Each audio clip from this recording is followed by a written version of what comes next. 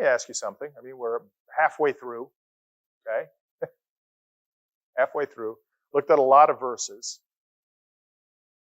Why do you think Solomon, the second wisest person to have ever lived, who wrote much of the wisdom literature in the Bible, why do you think he writes so much about money? Yeah. He knows the human heart, right? He knows what it is we pursue. Let's hang on a second. I just thought of this. Let me see if I can find it. Okay, keep a finger where we were. I think we're in chapter 17. Okay, keep a finger, put something in there, and then turn to the next book, Ecclesiastes. Look up Ecclesiastes chapter 2. So what is the recurring phrase of the book of Ecclesiastes? Meaningless, vanity, vanity, all is vanity if you're a King James person, right? Or as the NIV says, meaninglessness. It's meaningless. Everything is all these things that he'd poured his life into. He came to see that this too is meaningless. Ecclesiastes chapter 2, pick it up there at verse 7. So this is Solomon. And he says, I bought male and female slaves and had other slaves who were born in my house. I also owned more herds and flocks than anyone in Jerusalem before me.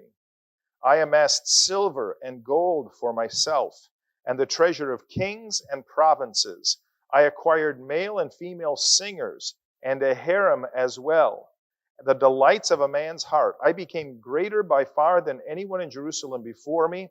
In all this, my wisdom stayed with me. I denied myself nothing my eyes desired. I refused my heart no pleasure.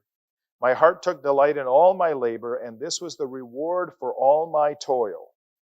Yet when I surveyed all that my hands had done and what I had toiled to achieve, everything was meaningless, a chasing after the wind.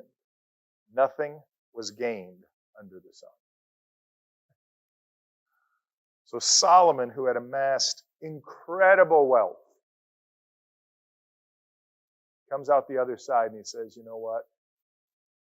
It means nothing. It means nothing. And so in the book of Proverbs, this incredibly wise guy, he writes a ton about money.